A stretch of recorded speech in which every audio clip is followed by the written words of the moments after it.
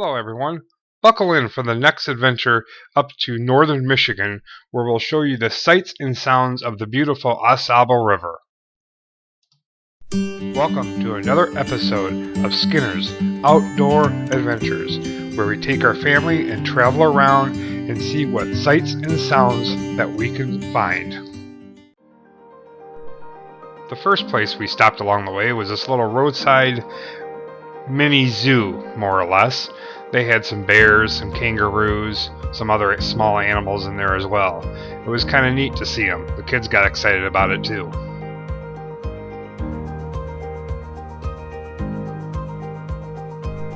As you can see, we'll start down in Lumberman's Monument at the Visitor Center, and we'll be traveling north and west up the River Road National Forest Scenic Byway along the Sable River.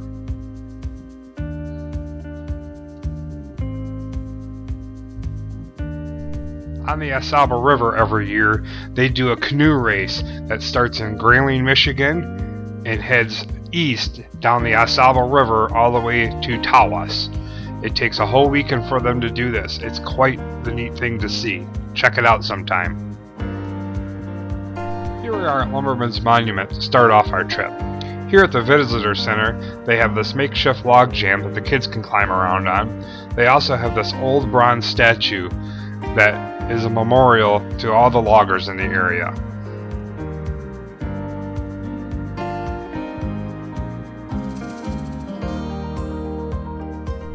There's some great views of the Sable River from here too, and along the trip, so you'll see a lot of pictures of the Sable River.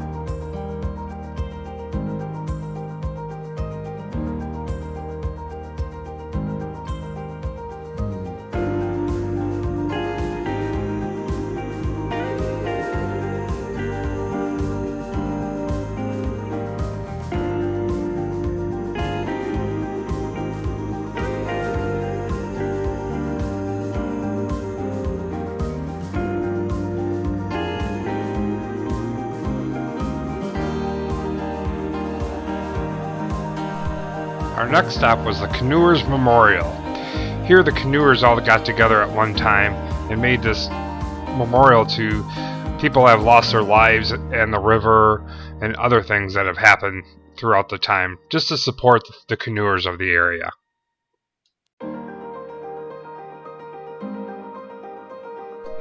Here's more of those great views of the Sable River I told you about.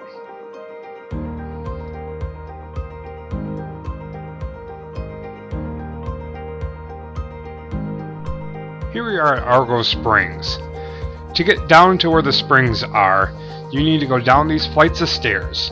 There's 300 steps to the bottom to where the springs start, but I tell you what, it is worth all the trouble.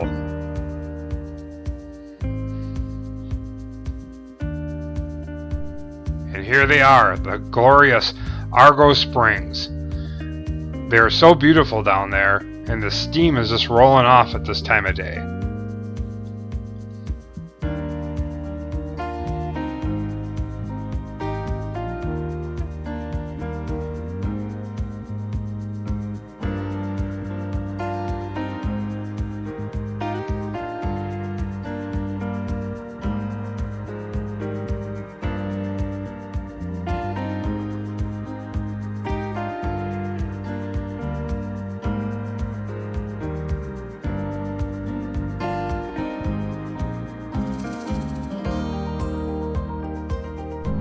Here we are looking over the Sable River again. Man, what glorious pictures we could get from there. They also have this makeshift river raft with a tent on there to see what things were like back in the day. The girls really liked exploring through this thing and checking it all out. It was pretty cool. Once we made our way into Mio, Michigan, we made a stop at Our Lady of the Woods Shrine. It's quite the structure to check out. Save some time for this because it's worth it.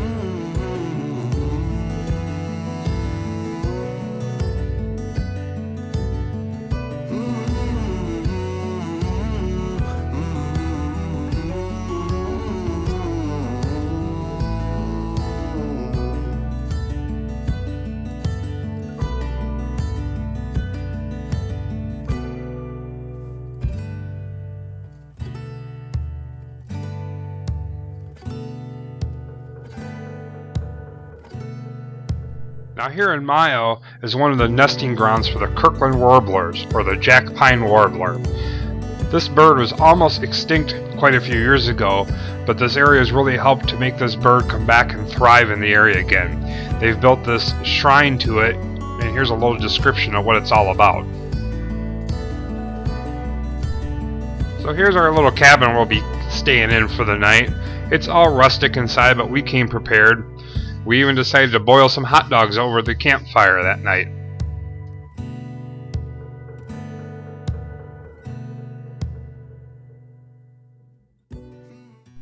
The next morning we got up and we decided to head west for Hartwick Pines.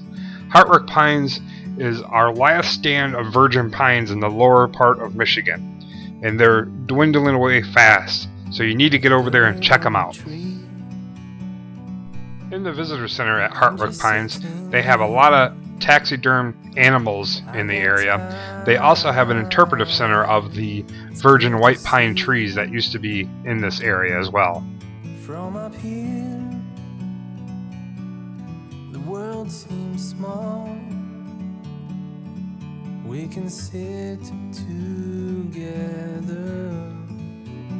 It's so beautiful, you and me. We meant to be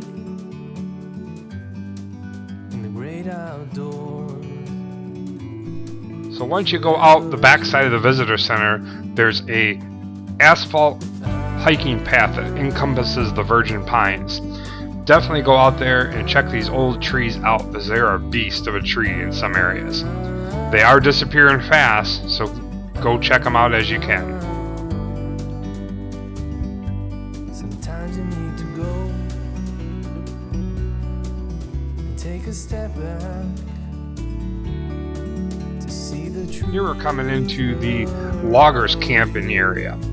This weekend they actually had a blacksmith show going on, so the kids got to see how tools and nails and other artifacts were made back in the day. Here's even them building a dugout canoe.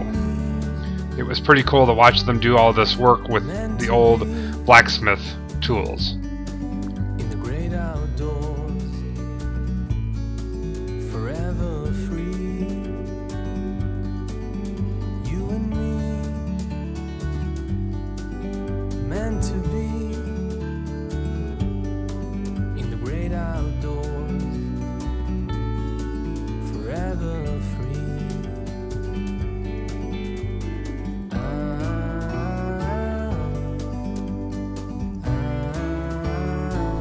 Even the kids got to try out blacksmithing too, and they really enjoyed it.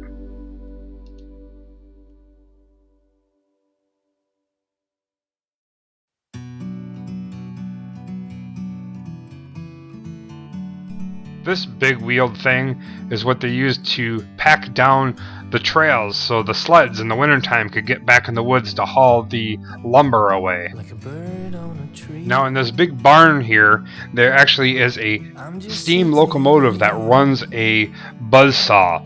And here they're demonstrating how it used to work to buzz the lumber out in the woods back in the day. It doesn't get operated very often, but they do use it on special occasions.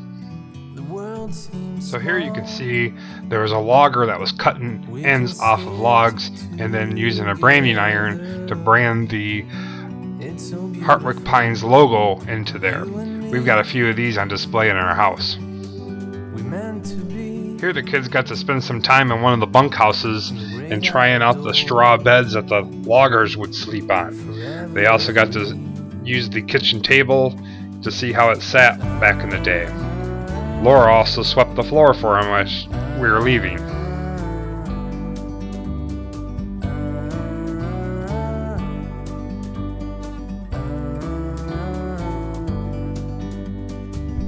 This statue is tribute to the CCC that helped build a lot of this area back in the day. This chapel was built in the woods. There's no electricity in it, but they do open it up for weddings and other ceremonies you can use it for.